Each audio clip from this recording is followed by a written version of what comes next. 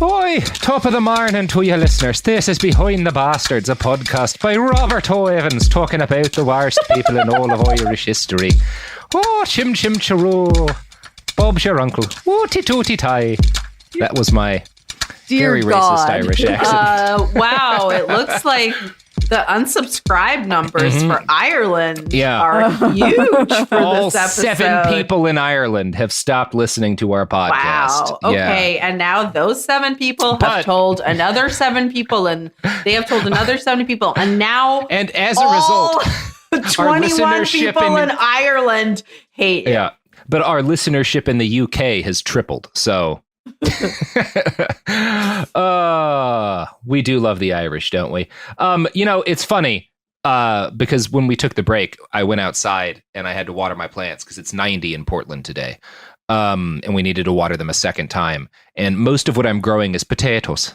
Yeah, because I love growing the potatoes. I'm working on. I don't have enough land right now because You got any sweet potatoes in that ass? No, I don't trust sweet potatoes. I love normal potatoes though. I don't trust them. What do you think they're hiding? They're openly sweet. I know, and that's what I don't trust about them. Okay, well, it's like the people in my life who are sweet, and I don't trust them. Are you growing? Are you growing Yukon Gold potatoes? Yes, that's one of the potatoes I have. I got some Peruvian threw the motherfuckers gifts too. I got you in the trash because you didn't trust me. Good, because I don't trust people who are nice to me. It's true, he doesn't. That's why I'm so mean. But Robert, you love You're me. welcome. Come on. Yeah, but I don't like being loved in return. Am I the one who's responsible for your nickname, Podcast Daddy? Yes, I am. You are. Can you trust someone who has nicknamed you such? Mm-hmm. You can. Mm-hmm. Would I ever steal a knife from you? No, I would not. Well, I have enough that you could get away with it. Well, I would solicit your listeners to send me my own knives. Yeah, send Sofiya knives. Just don't send Sofiya knives in unlabeled packages. No, and also remember our rule. If you send Sofiya knives, you absolutely put a happy face on the knife. Yeah, that's how we know it's a friendly knife. Or this is not a death threat letter. That's always a nice thing to send. As a general rule. Love this is not a death threat letter. A sticker, a patch, anything. Yeah. This is not a death threat patch to put on your battle jacket. Yes, I would fucking love that. That would actually be rad. Yeah. People think I'm disarming, and then I stabbed him in the heart. It's perfect. Mm-hmm. It's great. At the end of this episode, I will give you my PO box number so you can send me your happy face knives. Send Sofiya some knives. Send her some friendly knives. She deserves them. So, Sofiya, last episode, we talked a lot about a lot of horrible shit. And we talked about the Magdalene laundries and how the Catholic Church was, part of how this was justified. It was like the Irish government can't afford a lot of social services. The Catholic Church will provide them because it's just such a gee shucks, good thing. The Catholic Church is going to help the poor. It's somehow cheaper to murder people than it is to provide them with social services and rape them. And sell their babies and force them to labor for you in a laundry room for profit and also sewing for profit. But that's not all they forced incarcerated women to do for profit, Sofiya.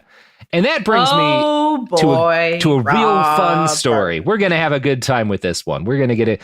Before I get into the story, I just want you to think about everyone here, everyone who grew up in the 90s and early 2000s, all the good times you had, playing board games. I thought you were going to be like playing on Uncle Bill Clinton's lap while he plays the saxophone. Remember the good days? Just remember the good days of playing Mousetrap, a little bit of Monopoly, right? Playing all those classics, those classic board games from your favorite board game maker. Remember the Game of Life where you could afford a house in it? Yeah. Like an actual life? I just want you to think of all those positive board game memories you have. As I read this story I found on the website Little Adams as part of a series called The Penance Industry by J.P. O'Malley, or an article called The Penance Industry by J.P. O'Malley. Now, the author's great aunt was a woman named Elsie, who spent basically her entire life in service to the church. The initial crime for which she was incarcerated was having a child out of wedlock. Now, Elsie was still basically a child herself when her own family sent her to a Magdalene laundry operated by the Good Shepherd Sisters in Waterford. This is how it often worked in Ireland, a profoundly Catholic population who were only too happy to report their daughters, nieces, and cousins for getting pregnant out of wedlock. Elsie wound up spending the rest of her life in the custody of the church. She lived with them until her late 80s. J.P. O'Malley writes, quote, "As far back as I can remember, Elsie would talk openly to us kids about the work she did at the convent. She and the other women, she told us, were made to assemble and package popular Hasbro board games." That's right! Oh Hasbro, my God. baby. Yeah. Hasbro. I knew I could smell the Hassenfield brothers. Evil coming off the Monopoly van. Yeah, the motherfuckers who made your G.I. Joes, who made your, I don't think those were made in these places, but their board games were. Yes, the Hasbro Corporation profited off of the indentured labor of women who were imprisoned for the crime of having a child, or, as we noted last episode, of stealing an apple. Now, we're talking about like Hasbro, more like house slave. Am I right? Okay. Yeah. I'll never come back to this show. This sounds like some fucking 50s and 60s shit maybe, but this program with Hasbro started in the 1980s. There is a very good chance that some, if not most of the people listening to this podcast played with board games assembled by women who were basically slaves of the Catholic Church. According to Elsie, Mousetrap was apparently the worst board game to us. I think this is probably more for our listeners who played board games that were, you know, they bought in Ireland or the UK or in Europe. I don't know how, like, Hasbro sold a lot of board games. Now, a lot of them had other labor rights issues. But yeah, a lot of them were made by women incarcerated in the Magdalene laundries. And again, Mousetrap was the worst of them. J.P. O'Malley continues, quote, "One Christmas, when I was 12, someone gave me a present of a Kerplunk set. I felt confused. Even at that age, I still felt there was something inherently sinister about deriving any kind of enjoyment from a gift that my great-aunt could have packaged in the convent at Waterford. I knew from the stories Elsie told us at home every Christmas about how strict the nuns were. It wasn't so much the words Elsie would use when she talked about them, but her gaze would shift when she mentioned them. The warm smile would vanish. It was replaced by a look of petrification. All you had to do was look into Elsie's eyes when she mentioned the Good Shepherd sisters to understand how prevalent the culture of fear was. The nuns were the masters, and the women, Elsie and thousands of others, were treated like small school children." So, yo, how dark is it when you're playing Hungry Hungry Hippos? Your fucking game was assembled by hungry, actual fucking women. Yeah, being whipped by nuns, forced to sleep in the cold outside in the Irish winter because they didn't put together the operation board fast enough. Yeah, and you're putting together operation when for sure, if you got sick, they would not pay for an operation. You're they going just kill right you in that and mass burn grave. you and put you in the mass grave. Then sometimes dig you up and rebury you in another mass grave. So fucking thanks, nuns. Not even rest in peace for your ass. Just rest in wherever the fuck they put you until they move you again. Yeah, you shouldn't even be resting. You didn't do enough work for free for the Catholic Church, who profited, for real, even though they were already worth more than most nations. Honestly, shocked they didn't sell the remains as like fertilizer. They might have. You could still turn another dollar. I'm not going to say categorically that the Catholic Church never sold the corpses of people that they let die for fertilizer. I'm not willing to make that statement categorically because it's the Catholic Church. Yeah, because give us another like 5 years. Yeah. We're going to dig up some more mass graves. That's for damn sure. Now, in recent years, the Good Shepherd Order has admitted to running a board game sweatshop during the Reagan years. They made a statement to the Sunday Times about it. Quote, "In the 1980s, Hasbro entered into an agreement with the Good Shepherd sisters in Waterford to provide materials for packaging by our residents. The residents who participated in this activity were regularly given what was then known as their Hasbro money envelope." So, put a pin in that money envelope comment, because we're going to circle back to that soon. Now, we don't know exactly how long this went on, but the most detail I found suggests that the arrangement between Hasbro and the Good Shepherd Order continued for more than 30 years, which means well into the 2000s, some version of this was still happening. Now, I think it might have gotten better. It's hard to say exactly how long it went on, but Hasbro, who currently has a market cap of $8 billion, claims they had no direct commercial involvement with the order. They claim that their business relationship was with a charity called Rehab, which purports purports to help disabled people enter the workplace. It seems odd defining incarcerated by a church for bearing a child as a disability, but you have to remember that a lot of disabled people were also incarcerated by the Catholic Church up until the 1990s. Really gives, I don't want to go to rehab like a whole ass other meeting, because like, you really shouldn't. I don't want to forcibly labor for the Hasbro Corporation. Yeah, I don't want to make fucking mousetrap until I fucking die. Now, J.P. O'Malley's reporting on this is the best that I found. He succeeded in talking to 2 other women who had worked at assembling board games for the Good Shepherd Order. I should note that one of these sources' experiences predates the Order's relationship with Hasbro. This first particular case, she was incarcerated and was assembling board games through the mid-1960s to the late 1970s. We don't know what company they were making board games for, but they described the experiences of their time laboring there as extremely traumatic. Quote, she had packaged games, probably sometime in the 1970s, she admitted. This vagueness is a common theme with many of the survivors I interviewed. The past is so painful they try to erase it from their memory as best they can. The work involved, she said, literally a PTSD symptom that is like well known now. Yeah, the work involved, she said, putting pieces in small bags. We received 50 pence for pocket money, the woman explained. We put all of our work into boxes quickly, and then the nuns would have someone count them. If you didn't go fast enough, you had to stay longer. Sometimes men would come in and talk to the nuns and watch us do the work too, she added. Another woman, resident in the Good Shepherd Convent in Waterford from 1963 to 1968, claimed she packaged games too. Were there any wages for the work? No money, just food, she told me. Now, you might define making people labor and just giving them food and not money as not paid labor. I don't know if there's another word for not paid labor that you can't choose not to do. We'll put a pin in that. No, that doesn't seem right. Slavery. Oh, good. Oh, yeah, nailed it. Yeah, perfect. Like really, really getting the good Irish music here. So I must again reiterate that none of either of these women were making board games during the Hasbro period. I don't know what company they assembled games for. So Hasbro may be telling the truth when they say their incarcerated single mother laborers were paid for their work. But J.B. O'Malley also talked to a source who he kept anonymous, who claims to have been an employee of Hasbro Ireland for 5 years during the 1980s. Her mother had also been a resident of the Good Shepherd Convent in Waterford and had previously worked at the Magdalen Laundries. And this Hasbro employee told J.B. O'Malley, quote, I can assure you those women who worked in Hasbro Ireland from the convent, that was their life. They worked longer hours than the factory women, but the packaging work was always done on site in the Good Shepherd Convent. I presume the women didn't have any work contracts because any money they got went through whoever was the mother superior in the convent at the time. She went on to clarify that whatever cash the women received was pocket money rather than wages. So again, some of these women almost certainly were not paid. It depended on whether or not the nuns wanted to give them money. You assume a lot of the nuns just took the money Hasbro gave them, but Hasbro can claim these women were paid for their labor because it's not their job to make sure these women get paid for their labor.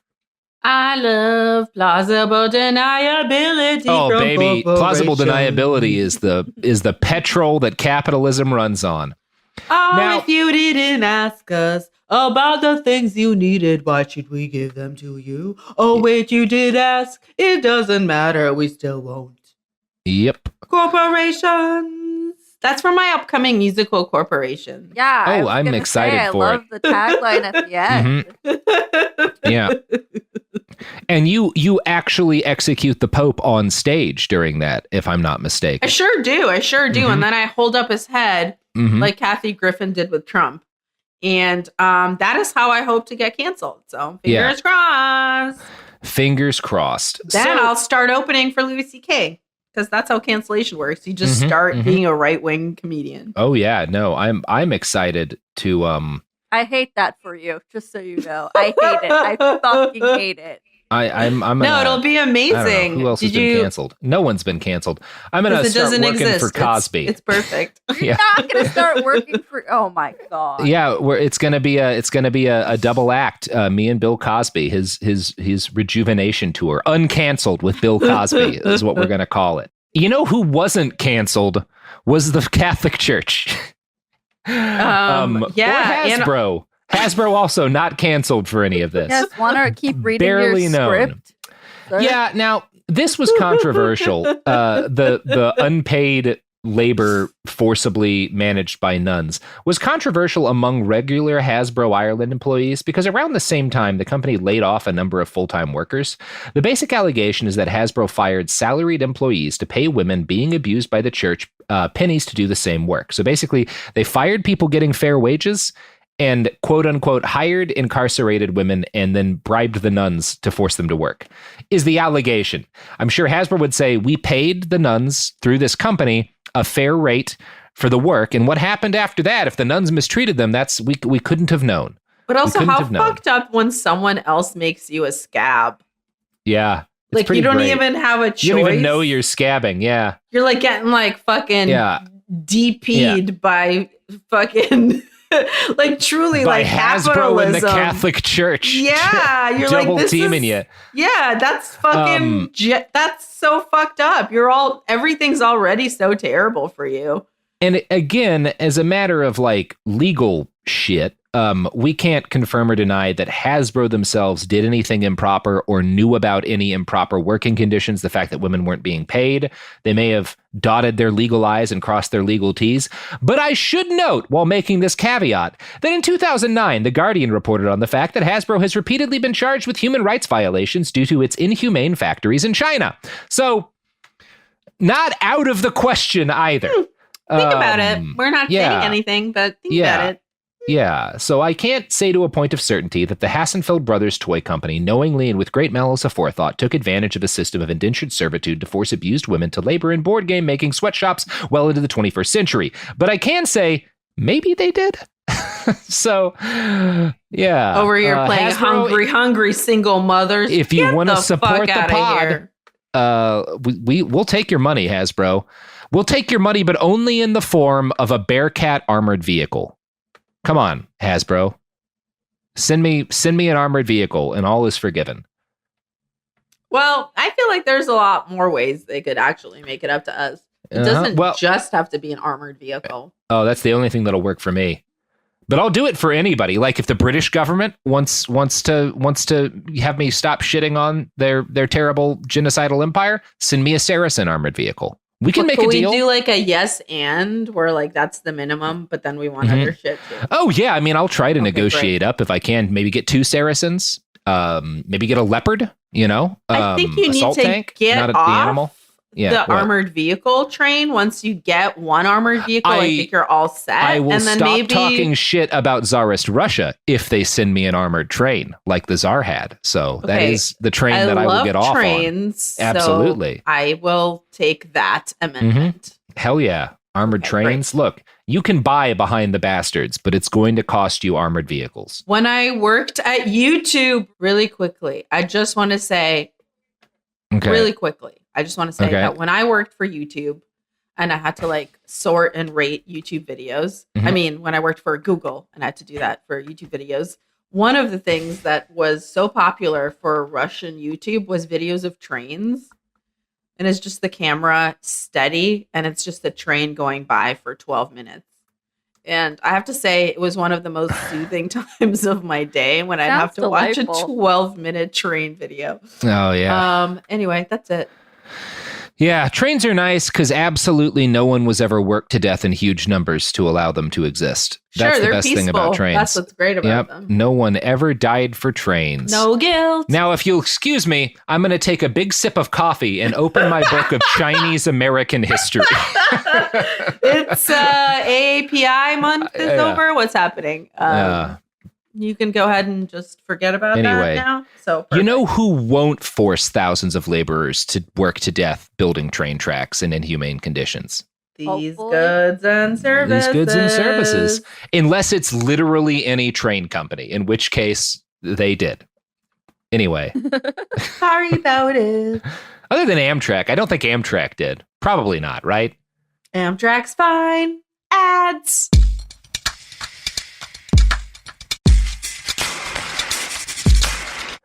We're back, and we're talking about industrial abuse of women and children. So we've talked a bit about, the Magdalene laundries, the industrial schools, and the industrial schools held a mix of children who were incarcerated for, in some cases, behavioral issues, kids who were taken from single mothers, kids who couldn't be adopted.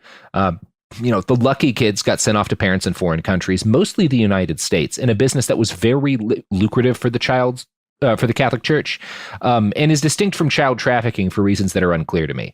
These were, again, the lucky ones because the children who were trafficked by the Catholic Church, in many cases, probably got treated like human beings by their families. Probably, in a lot of cases at least. They did better than the kids who remained in the Catholic Church's custody, because the children who stayed in these industrial schools were not as fortunate. I found the story of one young woman named Mary, who was taken from her mother as a very small child. She was so tiny she had to stand on top of a pile of stacked pallets to reach the sink and do her job, which was washing dishes.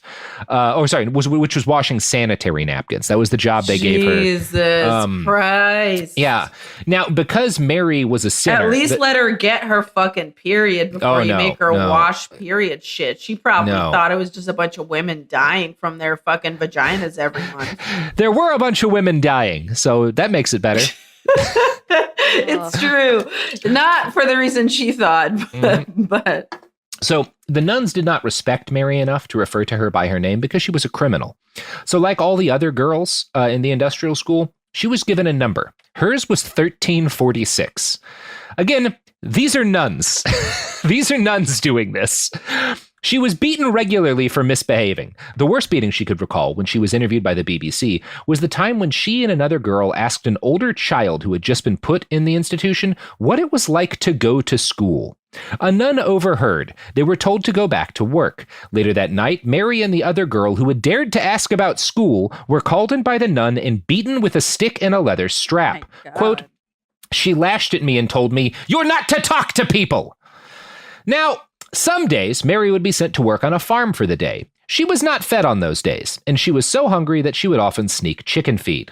As she grew older, the nuns forbade her from looking at her developing body. They forced her to wear a wrap around her chest to flatten her breasts, and she was made to wear a red petticoat while she bathed.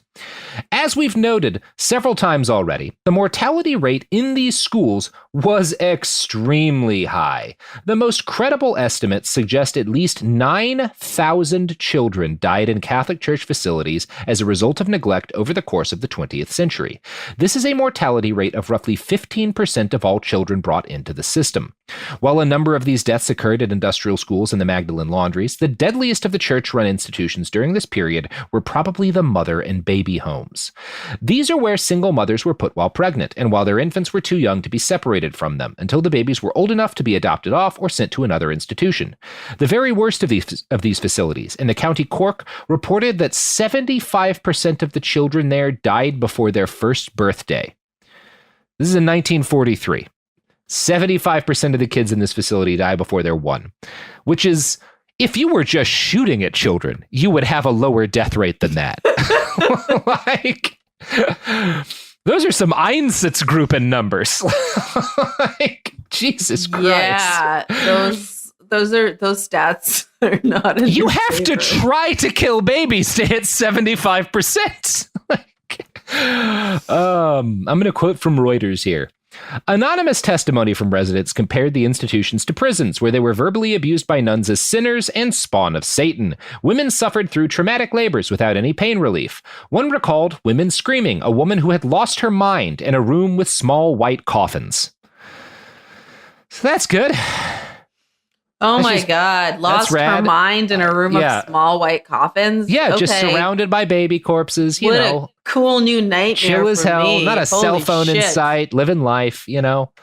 Well, death, but, you know. Now, very confusingly, it's a good article, but it has a confusing phrase that it notes that it opens by noting that alongside thousands of deaths and forced child separations, quote, children were vaccinated without consent.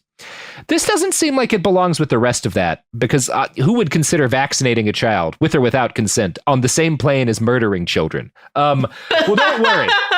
Well, a lot of people now. A lot of people now, but actually, this is just kind of bad phrasing, weirdly bad phrasing at the start of the article. The vaccine story is actually super fucked up and absolutely worthy of inclusion, because it wasn't that they were vaccinating children. What actually happened, and again, Reuters does go into this later, is that institutionalized children were used as guinea pigs for experimental vaccines without their consent. There were at least, yeah, it's fucking rad. There were at least 13 separate That's fucking Mengele shit. Oh, yeah. Now, it doesn't go as bad as Mengele's stuff. That is one of the things I have to say about this, because I think they were testing actual vaccines as opposed to Mengele just doing murder nonsense. There were at least 13 separate trials for diphtheria, polio, measles, rubella, and other shots. Now, some of the children, most of the children in these trials were children from general society whose parents consented to them being part of the vaccine trial. But also a bunch of the people in this were children in the mother and baby homes, some who were just 15 years old. Some of the mothers were just 15 years old, were not asked to give consent. This was generally justified by the fact that these mothers had mental health issues or psychiatric disorders. So normal moms have to consent to have their parents part of this experiment.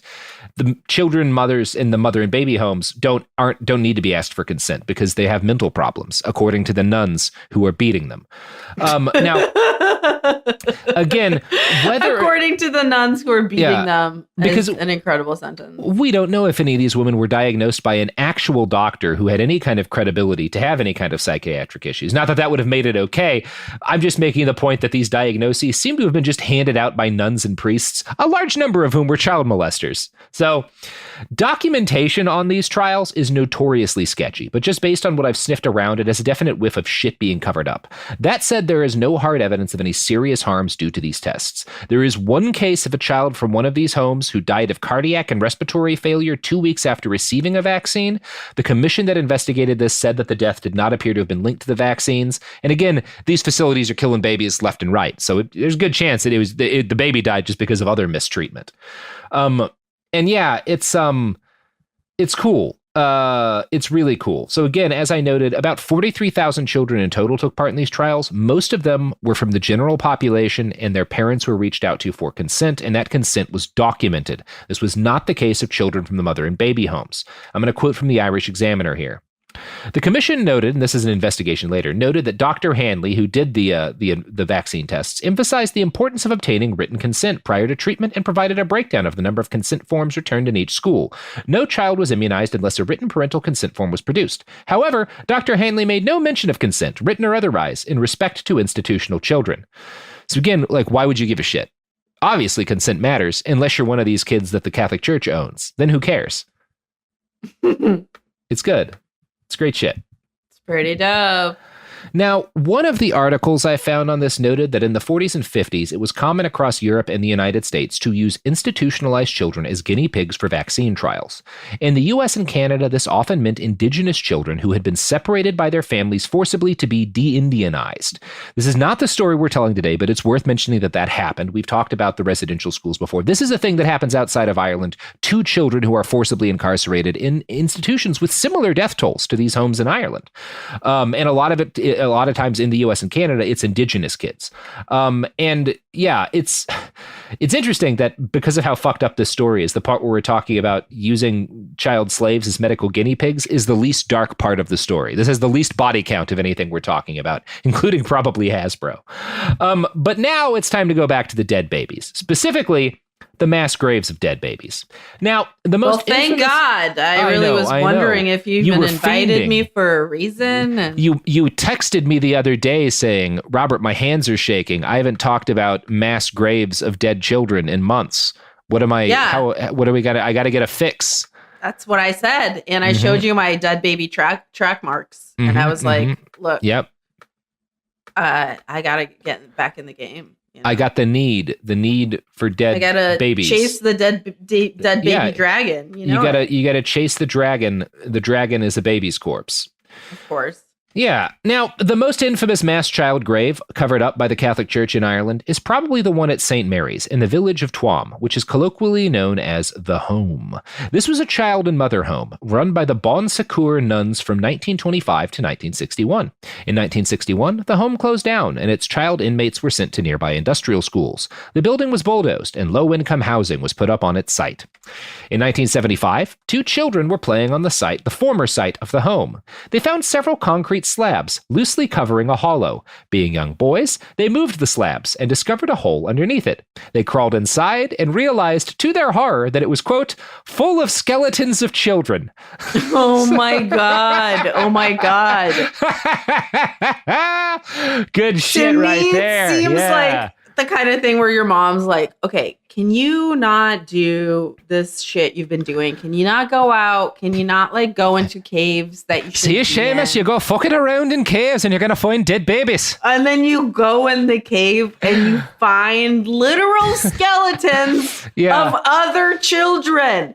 That seems like your mom planted them to just like drive her point home about what you should not have been doing. That shit is so creepy.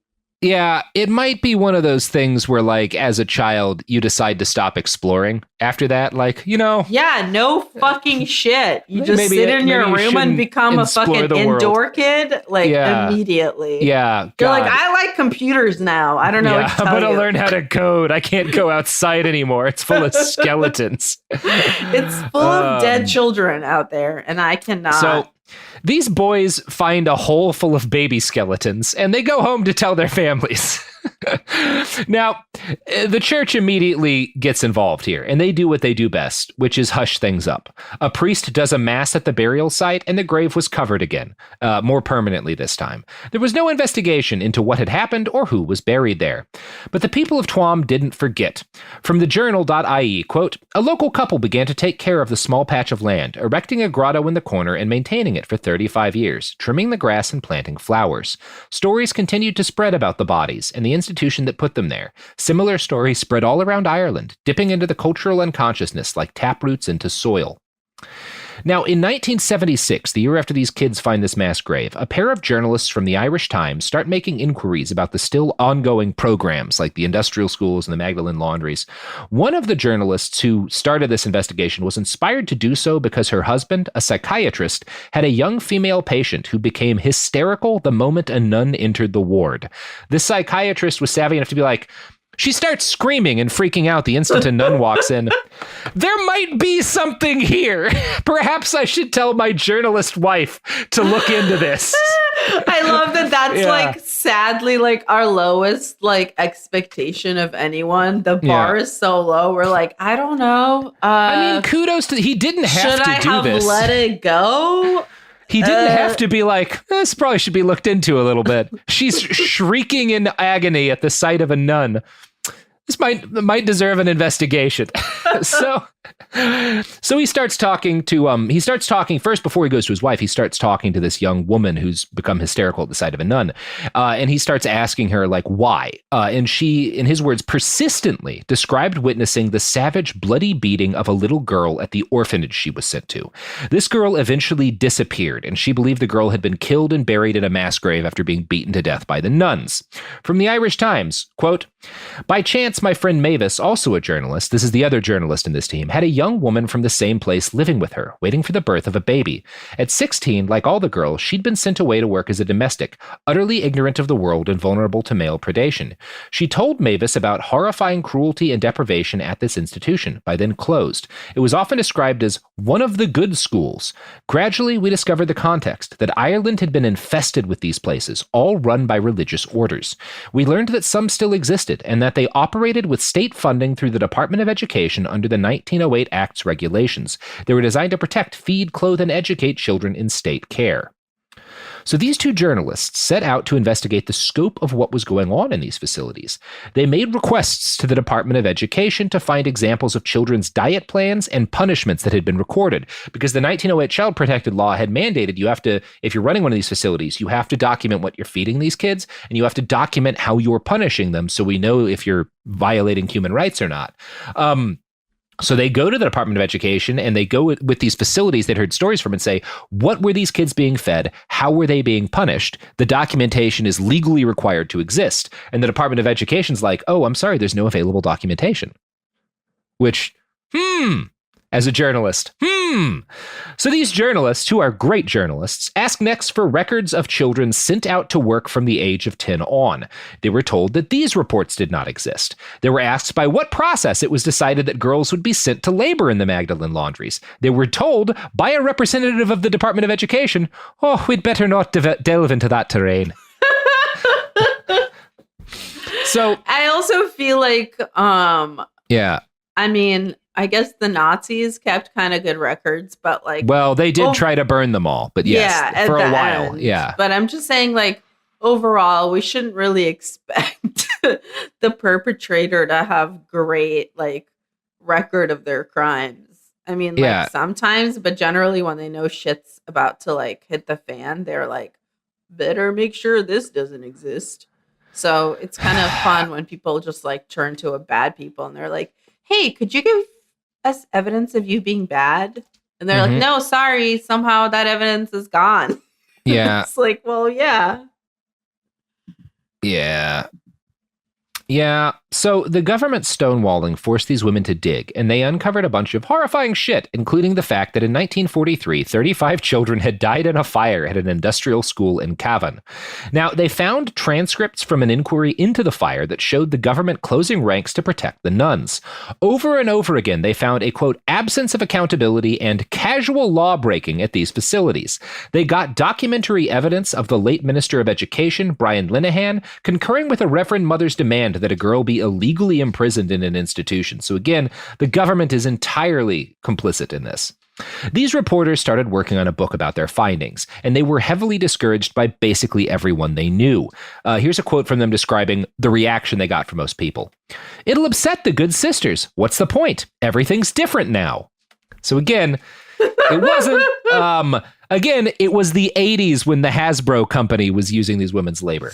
So their book was published in 1985. It's like that Simpsons quote about the Germans where like, sure, they've made some mistakes in the past, but that's why pencils have erasers. That's why pencils have erasers. Literally. It's exactly that vibe.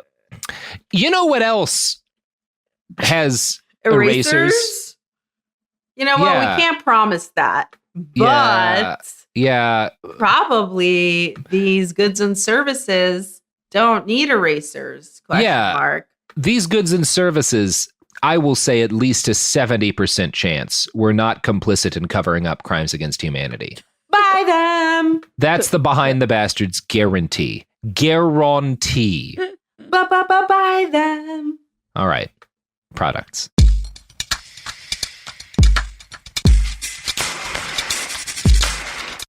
We're back. Having a great time.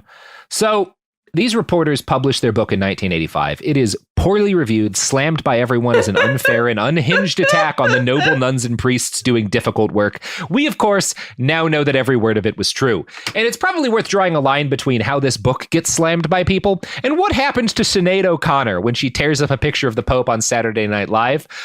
She's just universally attacked by fucking everybody for being just an idiot and like, she's just a crazy woman who's being disrespectful to this wonderful institution, these good holy men.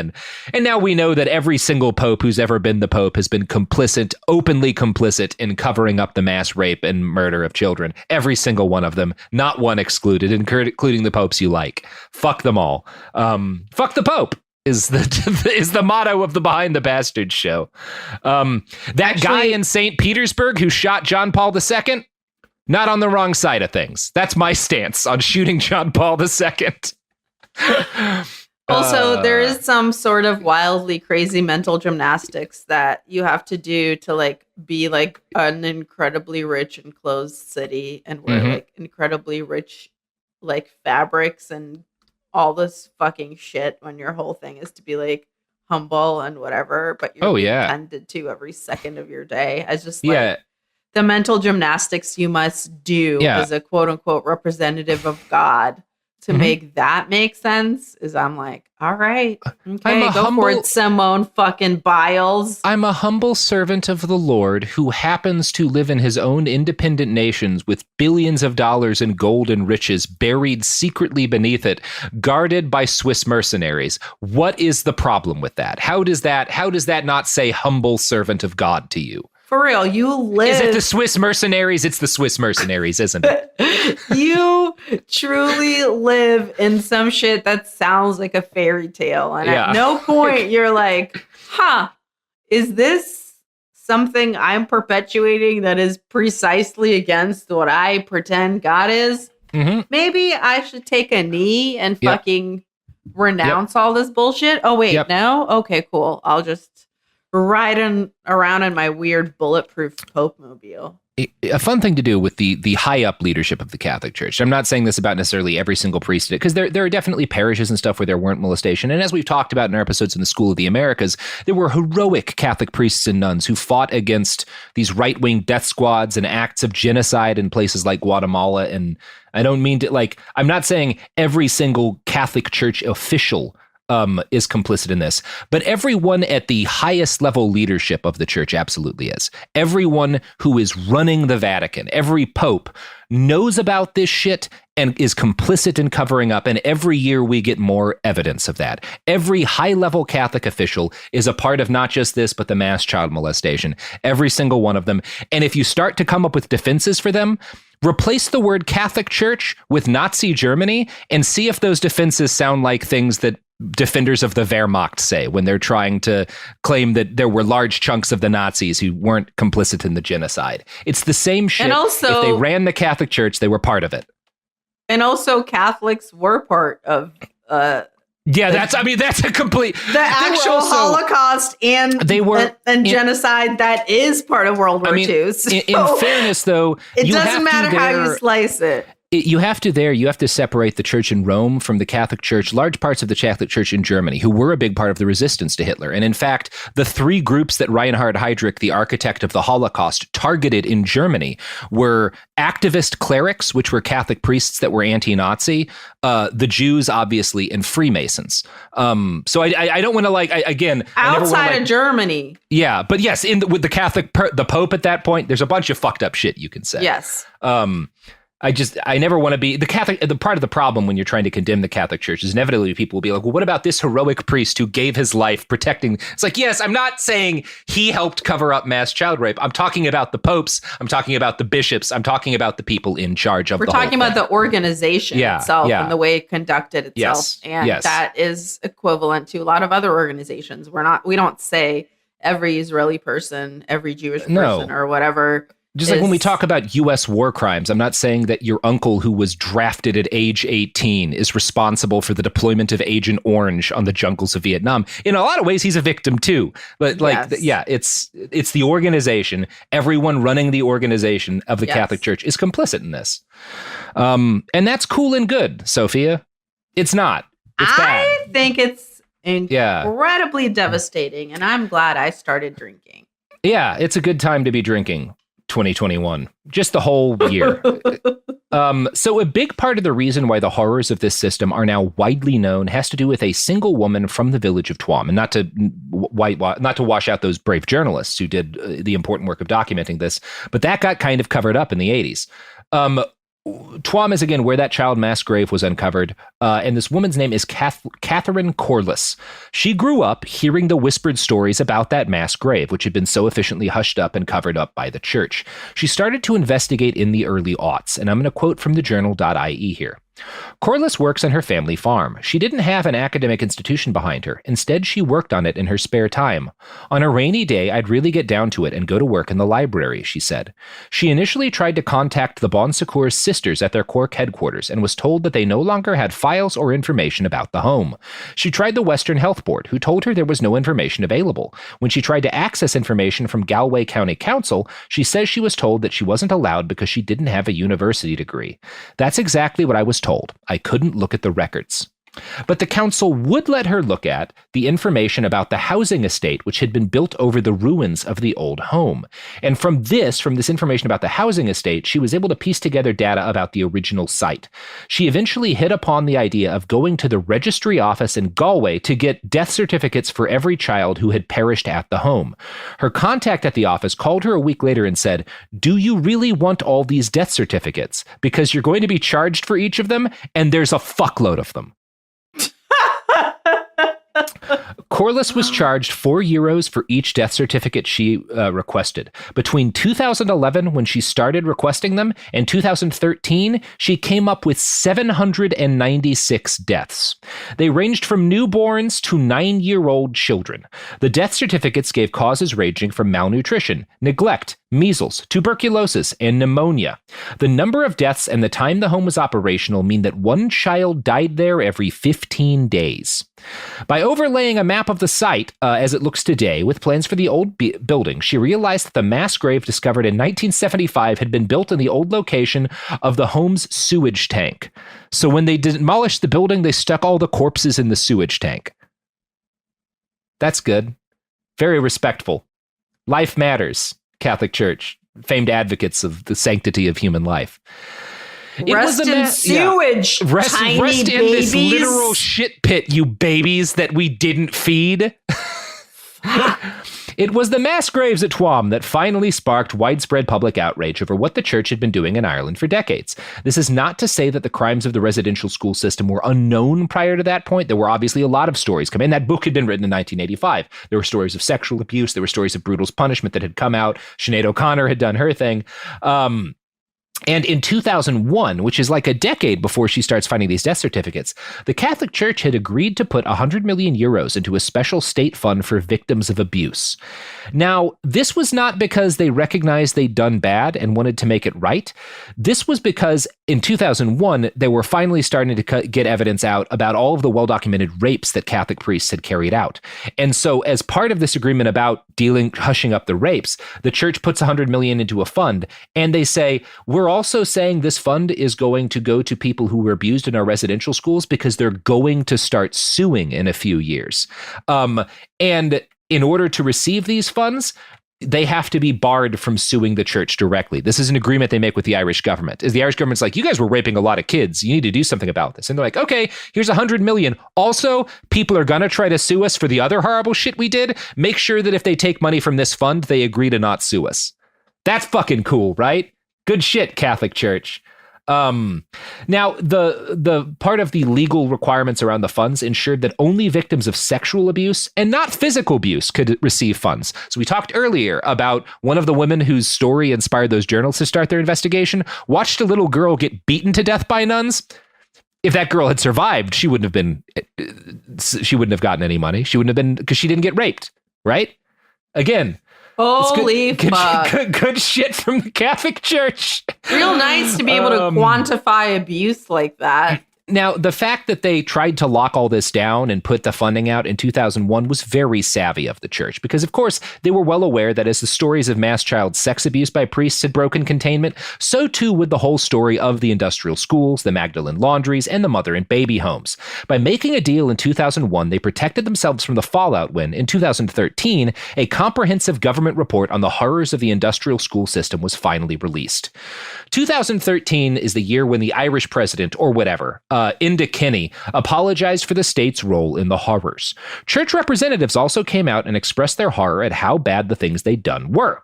A new government scheme was announced to give out lump sum payments from 11,500 euro to 100,000 euro based on a woman's length of stay in an institution. This benefits package fell well short of what the 2013 report had recommended, and it also contained a ton of caveats, enough that many victims of the system did not qualify for funds. To date, only about 29.8 million euro has been paid out to just 770 applicants, most of whom got the full 100,000 euro because that's how many people were profoundly abused by this system. And the Catholic Church is still, let's look up the expected net worth of the Catholic Church. Let's all have this journey together. How much is the Catholic Church some worth imaginary today? Fucking numbers. Yeah, because we don't know, because they've hidden it all underground. Banker's best guess of the Vatican's wealth, this is 1965, put it at 10 billion to 15 billion. Yep. So that's 1965 is the estimate, is 10 to 15 billion. It is Jesus Christ. So much more than that. Yeah, here's a 2015 article. How rich is the Catholic Church? It's impossible to tell. How much real estate does the Catholic Church hold? What are its equity holdings? We just don't fucking know. Welcome to the fucking imaginary numbers game. Yeah. Oh, fuck. This is fun. In the 1960s, Italian media uncovered evidence that the Vatican had invested in entities that conflict directly with the church's holy mission, including Instituto Farmacologico Serrano, a pharmaceutical company that made birth control pills, and Udine, a military weapons manufacturer. There have also been unconfirmed rumors of church money in firearms manufacturer Beretta and companies with activities in gambling and pornography. It has been linked with dealings with Nazi gold during World War II as well. Yep, there you go. Yep. Fucking rad, baby. You love to hear it. Good sure shit. Do. Yeah. But it's cool. The Vatican passed its first law against money laundering and terrorist group funding in 2011. So they're on 2011? It. So they've been on this for a long time, obviously. They care. This is important to them, et cetera, et cetera. Fuck the Pope.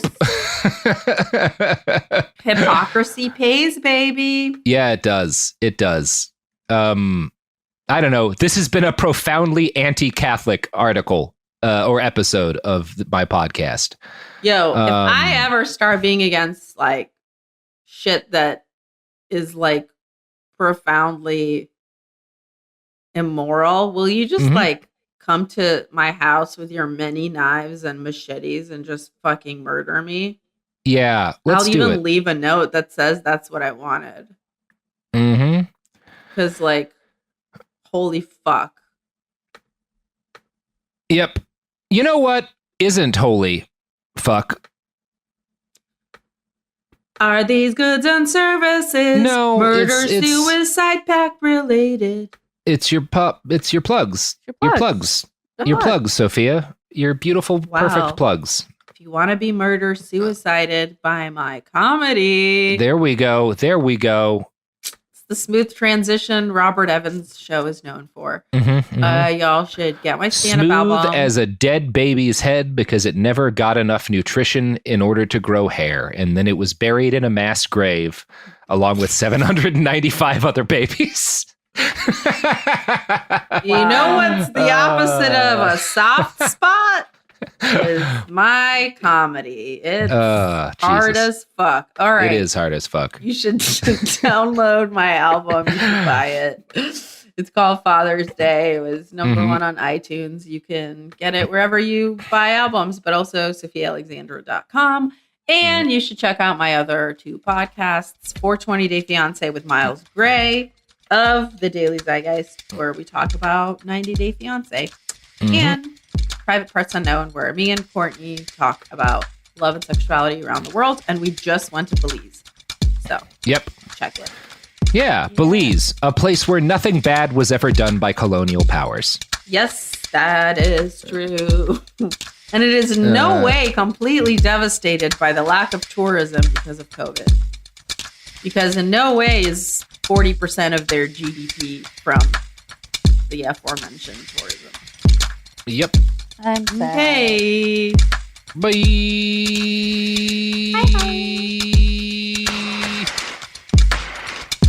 Hey, everybody. Initially, I was going to plug the GoFundMe for the sequel to my book, After the Revolution, which you can find at atrbook.com. But here in the Pacific Northwest, we're having an unprecedented heat wave, and it's causing disastrous conditions, life-threatening conditions for a lot of houseless people, a lot of people without air conditioning, particularly in the city of Salem.